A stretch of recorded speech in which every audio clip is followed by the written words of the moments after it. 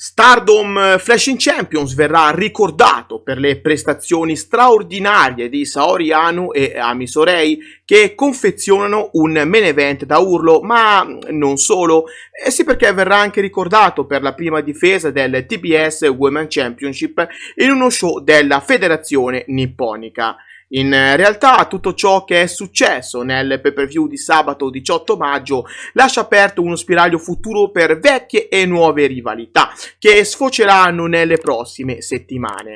Quest'oggi dunque faremo un tuffo in quel che è stato Flashing Champions 2024, allora non vi resta che mettervi comodi e farvi accompagnare dalla consueta tazza di caffè. Siete pronti? Partiamo! Minasan konnichiwa, io sono Kirito e vi do il benvenuto sul canale. Prima di addentrarci in quanto successo nello show del 18 maggio, vorrei fare una doverosa premessa. Mi sono permesso di prendere in considerazione i fatti più succulenti andati in onda durante Flashing Champions, in modo da snellire un po' il video e non farvi annoiare con fatti di poco conto.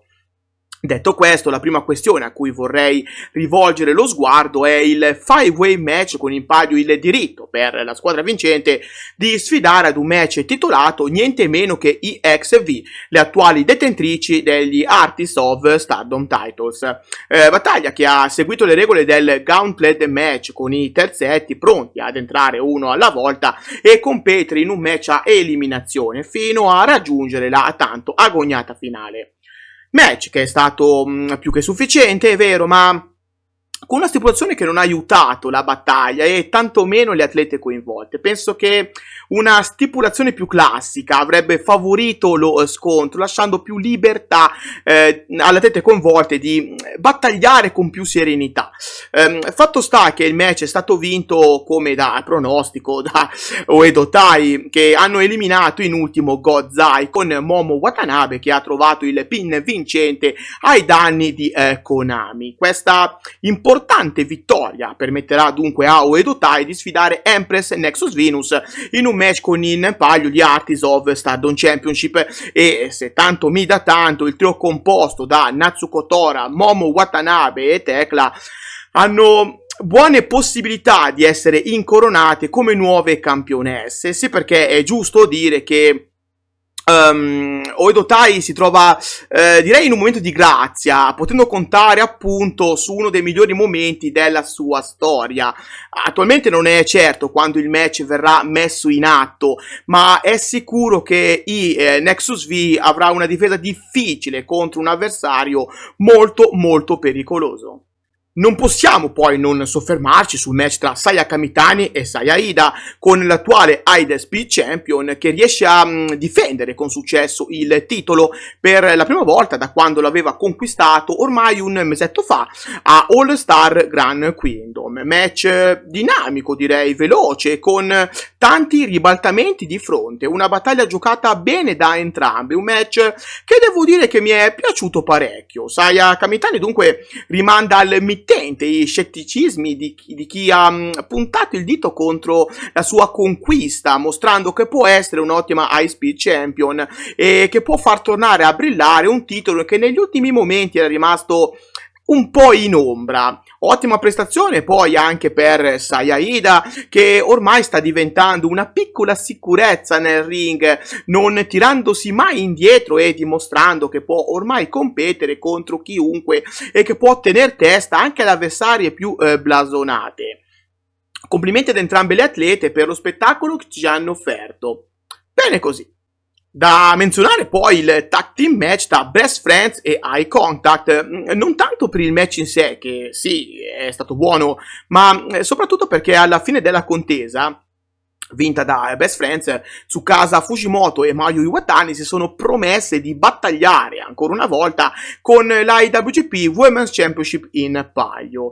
Non è chiaro attualmente dove e quando questo match vedrà la luce, vero dire che alcune voci di corridoio menzionano il fatto che tale match potrebbe essere messo in scena durante il mese di giugno, durante un non specificato evento dell'Ice Ribbon.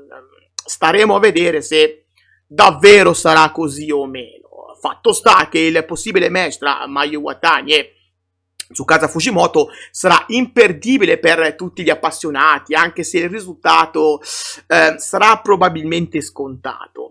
Giusto dire che spesso e volentieri, anche se il risultato parrebbe scontato, il match in sé può comunque regalare grandi emozioni e grande spettacolo. E se le protagoniste di tutto ciò sono due lottatrici quali Mayu Iwatani e Tsukasa Fujimoto, beh, allora possiamo stare certi che il divertimento è assicurato. Il match tra Best Friends e High Contact che abbiamo visto a Flash in Champions è stata una buona contesa, sì, magari non super esaltante, ma che è riuscita comunque a regalarci un eccellente spettacolo e che ci ha fatto divertire dall'inizio alla fine. Mi sento dunque di promuovere il match, complimenti a tutte e quattro le atlete coinvolte. Il Common Event è stata una prima assoluta, sì, perché era appunto la prima volta che il titolo TBS veniva messo in palio in Stardom contro una lottatrice della Stardom. Willow Nightingale dunque ha difeso con successo il titolo contro Tam Nakano al termine di una buona contesa. Anche in questo caso il risultato della battaglia sembrava già deciso ancora prima che il match iniziasse, sì, perché come ho spesso ricordato, Willow Nightingale ha già in programma da alcune settimane una difesa titolata Double or Nothing il prossimo 26 maggio contro Mercedes Moné. Capirete dunque che le possibilità di vittoria di Tam Nakano erano pressoché nulle, ma come detto in precedenza, anche se il risultato era scontato, le due lottatrici hanno comunque saputo intrattenerci e ci hanno regalato una buona contesa, soprattutto nelle fasi finali del match, dove entrambe le ragazze hanno dato fondo a tutto il loro repertorio, sfoderando il meglio in loro possesso. Vittoria dunque che sorride a Willow Nightingale, che ora è pronta per affrontare Mercedes Moné in quello che potrebbe essere il suo ultimo match da campionessa TBS. Sì, perché non è un mistero che Mercedes Moné è un'avversaria ostica per Willow, che dovrà dar fondo a tutte le sue abilità per rimanere campionessa. Il futuro invece per Tam Nakano resta alquanto nebuloso e non ben delineato. Quali saranno i prossimi obiettivi della leader di Cosmic Angels? Fatemelo sapere qua sotto nei commenti.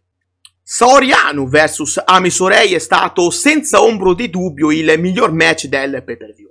Nel video uscito pochi giorni fa, che faceva da apripista, insomma, per Flash in Champions, vi avevo accennato delle mie perplessità su Ami Sourei e di come in effetti la lottatrice non avesse ancora fatto quel salto di qualità che le avrebbe permesso di essere riconosciuta al pari di grandi nomi come Sayaka Mitani, Mina Shirakawa, Maika e così via. Beh, ammetto di essere stato smentito alla grande, sì, perché Ami Sourei ha sfornato una prestazione sublime, una prestazione che sarà ricordata da tutti nei mesi a venire e che la consacra finalmente al pari dei nomi citati poc'anzi, pur non vincendo effettivamente la battaglia. Saori Anou invece si conferma ancora una volta una sicurezza, sì, perché da quando ha vinto il titolo lo scorso 29 dicembre, Saori Anou è sempre stata in grado di offrirci ottime difese, prima contro Starlight Kid, poi contro Hanan e ora contro Ami Sourei.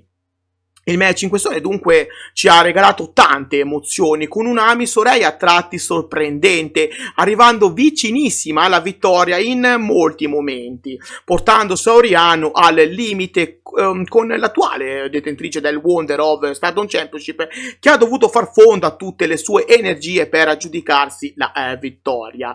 Una prestazione d'alta classe per entrambe. Io non posso non fare i complimenti a tutte e due le lottatrici per quello che ci hanno offerto. Grazie davvero ad entrambe. Da capire ora quale sarà il futuro di Ami Sourei e a cosa punterà la lottatrice di Gozai, mentre per quanto riguarda Saori Anou, beh, al termine del match si è rinnovata, anche se in modo non troppo convinto, una sfida futura tra Saori Anou e Natsupoi, che sono sempre più convinto sarà la lottatrice a strappare la white belt a Saori Anou.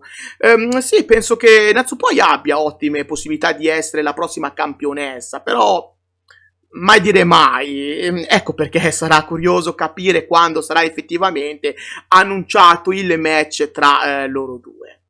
Stardom Flashing Champions 2024 ci ha dunque regalato molti spunti su cui riflettere nelle prossime settimane, lasciando aperto alcuni spiragli di possibili nuove rivalità, ricalcando però su alcune già esistenti.